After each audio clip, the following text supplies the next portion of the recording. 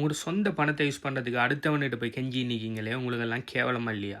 நாங்கள் இப்போ அடுத்தவன்கிட்ட போய் கெஞ்சி நின்று கேட்பீங்கன்னு சொன்னால், நீங்கள் இன்னடிக்கிற விஷயத்தில் அக்கௌண்ட் வச்சுருங்கன்னு, பேங்க்கில் அக்கௌண்ட் வச்சுருங்கன்னு, அப்போ அதுதான் நீங்கள் செஞ்சிட்ருக்கீங்க. உங்களோட சொந்த பணத்தை இவங்கள்ட்ட கொடுத்து போட்டு, அதுக்கு பிறகு அந்த பணம் சம்மந்தமாக நீங்கள் என்ன செய்கிறேன்னாலும் இவங்கள்கிட்ட போய் கெஞ்சிட்டு தான் நிற்கிங்க. வெக்கம் இல்லையா? இதுக்கு நல்ல உதாரணம் தான் இந்த ஃபோட்டோ.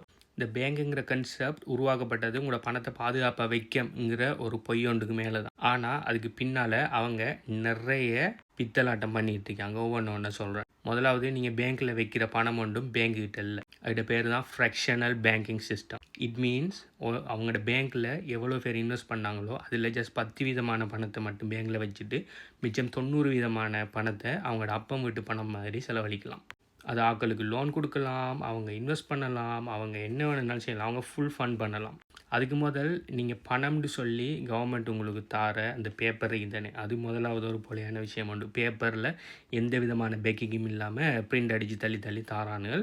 அது அடுத்த ஜோக், அது சம்மந்தமாக நிறைய வீடியோ போட்டிருக்கிறேன். ஓகே, அது வேறு டாபிக். சரி, அப்படித்தான் பச்சை பொய்க்கு பேப்பரை எந்த விதமான பேக்கப்பும் இல்லாமல் சும்மா பொய்க்கு தாரானுகள்னு சொன்னாலும் அதையும் கொண்டு போய் இவன்கிட்ட கொடுத்து போட்டு அதுக்கும் கெஞ்சி தர்றீங்களே. சரி, அதையும் விடுவோமே.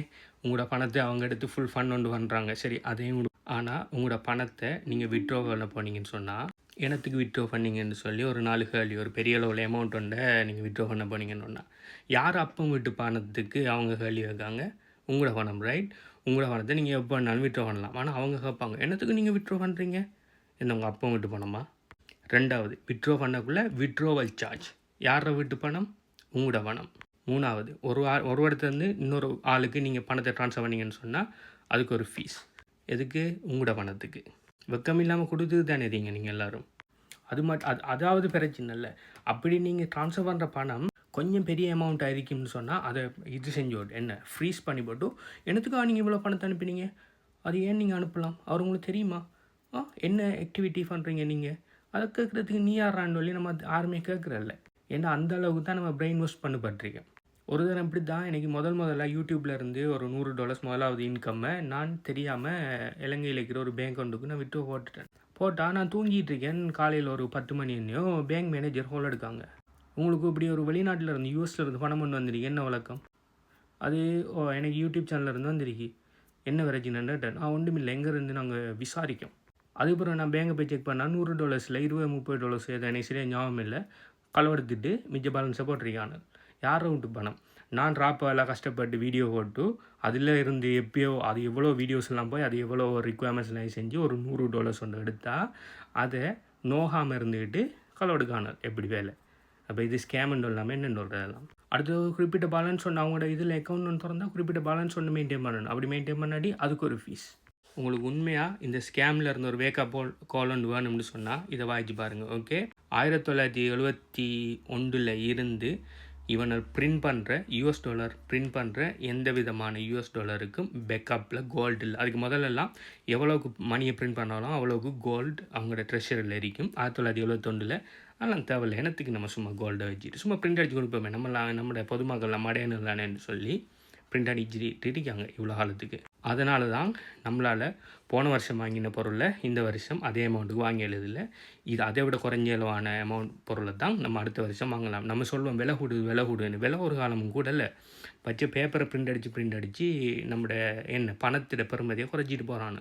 நம்ம எல்லோரும் கஷ்டப்பட்டு நம்மளோட டைம் இன்வெஸ்ட் பண்ணி, நம்மளோட நாலேஜ் இன்வெஸ்ட் பண்ணி, நம்மளோட ஸ்கில்லை இன்வெஸ்ட் பண்ணி ஏதோ கஷ்டப்பட்டு நம்ம உழைக்கிற உழைப்புக்கு அவனால் தார ஊதியம் என்னன்னு சொன்னால் வெறும் பேப்பர், எந்த விதமான பேக்கப்பும் இல்லாத பேப்பர். நீங்கள் நினைக்கலாம் அது $, நாங்கள் ஸ்ரீலங்காவில் எங்கள்கிட்ட LKR, எங்கள்கிட்ட INRன்னு சொல்லி நினைக்கலாம். ஓகே, ஸ்ரீலங்காவின் LKR INR எல்லாம் என்ன பண்ணுறாங்கன்னா அவங்கள்ட்ட போதியளவான தங்கம் இல்லாததால் $, பேக்கப் பண்ணி அவங்க பிரிண்ட் பண்ணுறாங்க. சில நேரம் அதுவும் பேக்கப் பண்ணுறதில்ல. இப்போ $, கோல்டை பேக்கப் பண்ணி அவங்க பிரிண்ட் பண்ணதால் நம்ம $, வச்சு நம்ம பிரிண்ட் பண்ணணும்னு சொல்லி இப்படி ஒரு பெரிய ஒரு ஸ்கேம் ஒன்று உள்ளுக்கு நடத்திட்டு இருக்காங்க. ஓகே, அதனால தான் நீங்கள் உங்களோட பேப்பர் கரன்சியை இது மாதிரியான இந்த பேங்க்ஸுன்ற பேரில் நடத்துகிற இந்த கம்பெனிகளில் நீங்கள் ஹோல்ட் பண்ணிக்கணுன்னா ஏன் உங்களுக்கு போக வருஷங்கள் மூவாக என்னால் ரெண்ட் கூட அஃபோர்ட் பண்ண இல்லைன்னு சொல்லி நீங்கள் கவலைப்பட்டிருக்கிறதுக்கு காரணம் அதுதான். அதுக்கெல்லாம் சொல்யூஷனாக உருவாக்கப்பட்டது தான் இந்த பிட்காயின். பார்த்தீங்கன்னு சொன்னால் நினச்ச மாதிரி இவங்க பிரிண்ட் அடிக்கிற மாதிரி பிரிண்ட் பண்ணி சப்ளை அதிகரிக்க முடியாது. தேர்ட் பார்ட்டிகள் வந்து கண்ட்ரோல் பண்ண இயலாது, சென்சர் பண்ண இயலாது. உலகம் பூரா எப்போ வேணுனாலும் யாருக்கு வேணுனாலும் எவ்வளவு பிட்காயின் வேணுனாலும் நீங்கள் அனுப்பிக்கொள்ளலாம். யாரும் எந்த விதமான கொஷனும் கேட்க முடியாது. ஃபீஸு ஒரு எத்தனை $1 மில்லியன் நீங்கள் அனுப்பினாலும் உங்களுக்கு ஜஸ்ட் ஒரு $2-3 தான் போகும். அதே இது நீங்கள் பேங்க் ட்ரான்ஸ்ஃபர் பண்ணால் முதலாவது உடனும் அவனால் அது ட்ரான்ஸ்ஃபர் பண்ணுறதுக்கு. அப்படி விட்டாலும் அதில் 1% 2% சொல்லி கலவெடுத்துருவானு. ப்ளஸ் இது ஃபிக்ஸ் சப்ளைங்கிறதால டிமாண்ட் கூட்டிகிட்டு போகுது, சப்ளை ஃபிக்ஸ்டுங்கிறதால இதை பெறுமதி கூட்டிகிட்டு போகுது. இன்றைக்கி ஒரு பிட்காயின் பெறுமதி $100,000 இந்த வீடியோவை மேக் பண்ணுற டைமுக்கு எவரேஜாக. இன்னொரு ஜோக் ஒன்று சொல்ல மறந்துட்டேன். நம்மளோட சொந்த பணத்தில் ஏதாவது தேவையான செய்யணும், நீங்கள் ட்ரான்சாக்ஷன் பண்ணணும், வித்ட்ராவல் செய்கிறதுக்கு அவங்களோட பேங்க் பார்த்தீங்கன்னு சொன்னால் என்ன வாரத்தில் 5 நாள் அதுவும் ஒரு குறிப்பிட்ட டைமுக்கு தான் திறந்து வச்சுருப்பாங்க. ஓகே, அவங்களோட கடையை திறந்து வச்சுருப்பாங்க. அந்த டைமில் தான் நீங்கள் முக்கியமான வேலைகளை செய்யணும். ஆனால் பிட்காயின் பார்த்தீங்கன்னு சொன்னால் 24 அவங்களும் நினச்ச டைமுக்கும் நினச்ச விஷயத்தை செஞ்சு கொள்ளலாம். இதுக்கு ஒரு நல்ல உதாரணம் வந்து சொல்லணுன்னா, எந்த கம்பெனி பேங்க் அக்கௌண்ட் வந்து ஒரு ஃபேமஸான ஸ்ரீலங்கன் கவர்மெண்ட் பேங்க் ஒன்றில் இருக்குது. ஒருக்கா என்ன பண்ணிட்டேன், நான் என் செக்யூரிட்டி கொஷனை மறந்து வைத்தேன். ஸோ செக்யூரிட்டி கொஷனை மறக்கையும் அந்த செக்யூரிட்டி கொஷனை ரீசெட் பண்ணுறதுக்கு என்ன வர சொன்னாங்க. நான் சொன்னேன் நான் கனடாவில் இருக்கேன், வரையலான்லையும். அப்போ ஒரு லெட்டர் ஒன்று எழுதி கேட்டாங்க. நான் லெட்டரெல்லாம் வடிவம் எல்லாத்தையும் எழுதி அனுப்பிட்டேன். எழுதி அனுப்பி அங்கே போய் அந்த லொக்கை எடுக்கிறதுக்கு அந்த பேங்க்கில் வேலை செய்கிற மேனேஜருக்கு எப்படி அது செய்கிறேன்னு தெரியாது. ஸோ தெரியாததால் என்ன சொன்னாங்கன்னா செக் எழுதித்தாங்க, நாங்கள் உங்களோட அது கரண்ட் அக்கௌண்ட் ஒன்று செக் எழுதித்தாங்க, அந்த அமௌண்ட்டை நீங்கள் வெளியால் எடுங்க, அது என்ன செய்கிறேன்னு எனக்கு தெரியான்னு சொல்லி ஒரு சாதி என்ன சின்ன பிள்ளை 5ஆம் ஆண்டு பிள்ளை அதிக்கிற மாதிரி அந்த பேங்க் மேனேஜரை என்கிட்ட கழிச்சாங்க. அப்படி செக் எழுதியெல்லாம் ஏன்னா செக் புக்கு என்கிட்ட இருக்குது, கனடாவில் இருக்குது, நான் வந்து செய்யணுன்னா அப்போ நீங்கள் வந்தது பிறகு காசு எடுப்போம் சொல்லி லேசாக சொல்லி போட்டு அவங்களோட வேலையை பார்க்காங்க.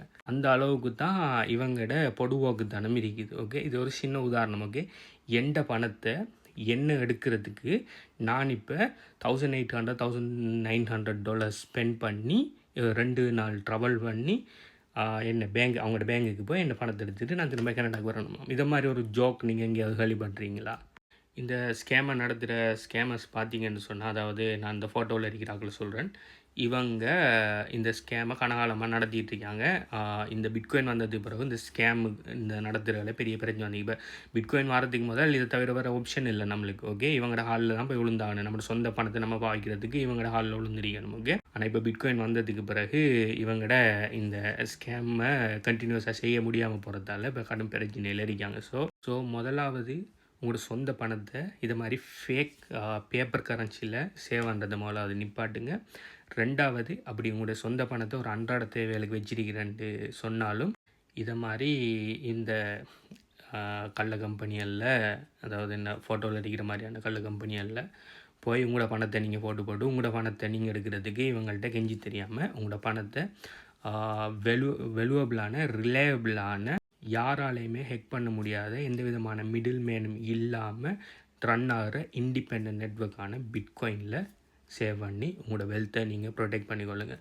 நீங்கள் பிட்காயினில் சேவ் பண்ணுறதால உங்களோட அசெட்டும் க்ரோ ஆகும், உங்களோட பணத்தோட பெறுமதியும் லாங் டைமுக்கு கூட்டிகிட்டு போகும். 2வது, நீங்கள் எவ்வளோ பிட்காயின் வச்சிங்கன்னு சொல்லி நீங்கள் சொல்லாத வரைக்கும் யாரும் தெரிய மாட்டேங்கி.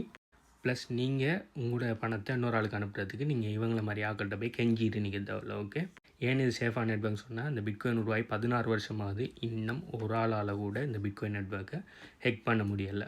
இதை சொன்ன உடனே கொஞ்சம் பூமர் அங்கிள்ஸ் வந்து இருந்துக்கிட்டு விரட்டும் குவாண்டம் கம்ப்யூட்டர் வந்து இப்போ வரைக்கும் உங்களோட பிட்காயினுக்கு ஜோக்குன்னு சொல்லுவாங்க. ஓகே, பிட்காயின் ப்ரைவேட் கீ பார்த்தீங்கன்னு சொன்னால் இது பிட்காயின் ப்ரைவேட் கீ. ஓகே, கம்பெனியோட பேங்க் கம்பெனியோட ப்ரைவேட் கீ இது. ஓகே, இதுதான் உங்களோட பாஸ்வேர்டு. அப்போ அங்கிள்ஸ், இப்போ குவாண்டம் கம்ப்யூட்டர் வந்து இதை ஹேக் பண்ணுறது குவாண்டம் கம்ப்யூட்டருக்கு ஈஸியாக இல்லை இதை ஹேக் பண்ணுறதுக்கு குவாண்டம் கம்ப்யூட்டருக்கு ஈஸியாக? ஓகே, முதலாவது குவாண்டம் கம்ப்யூட்டர் இதை ஹேக் பண்ணுற அளவுக்கு பவர் வாரன்னு சொன்னால் எத்தனையோ வருஷம் எடுக்கும். இப்போ இவங்க க்ரியேட் பண்ணின குவாண்டம் கம்ப்யூட்டர் பார்த்திங்கன்னு சொன்னால் இதில் ஒரு அதாவது 100ல் ஒரு பங்கை கூட ஹேக் பண்ணுற அளவுக்கு இன்னும் அவங்க விருத்தி அடையலை. ஓகே, ஸ்டில் அவங்க இந்த ஃபுல் பிட்காயின் ஹேக் பண்ணுற அளவுக்கு அவங்க உருவாகினாங்கன்னு சொன்னால் உலகத்தில் இருக்கிற எதுவுமே சேஃப் இல்லை. உங்களோட பேங்க் அக்கௌண்ட்லேருந்து, உங்களோட சோஷியல் இன்சூரன்ஸ் நம்பர்லேருந்து, உங்களோட கிரெடிட் கார்டிலேருந்து ஒன்றுமே சேஃப் இல்லை. ஓகே, ஸோ இது இவ்வளோ பெரிய கீ ஹேக் ஆகணும், உலகத்திலே சேஃபஸ்டான நெட்வொர்க் பிட்காயின் இது ஹேக் ஆகணுன்னா வேறு எதுவுமே சேஃப் இல்லை. அதனால் அதுக்கு சான்ஸே இல்லை. ஓகே, அடுத்தது ஹேஷிங்கிற ஒரு விஷயம் ஒன்று இருக்குது. அது தெரிஞ்சுக்கின்னு சொன்னால் ஏன் குவாண்டம் கம்ப்யூட்டர்ஸால் இதை ஹேக் பண்ணலாங்கிறது உங்களுக்கு ஈஸியாக வழங்கும். பிட்காயின் ஹார்வெஸ்ட் சிஸ்டத்தில் பிட்காயின் சம்மந்தமாக எல்லா டீட்டெயில்ஸையும் போட்டிருக்கிறேன். 100% ஃப்ரீ. அது சம்மந்தமாக டீட்டெயில்ஸ் வேணும்னு சொன்னால் கீழே கமெண்ட்டில் ஏன் உங்களுக்கு அந்த சிஸ்டம் தேவைன்னு சொல்லி கமெண்ட் பண்ணுங்கள். ப்ளஸ் நீங்கள் இன்னும் இவங்களை நம்புறே இல்லையான்னு சொல்லி கீழே கமெண்ட் பண்ணுங்கள். பை.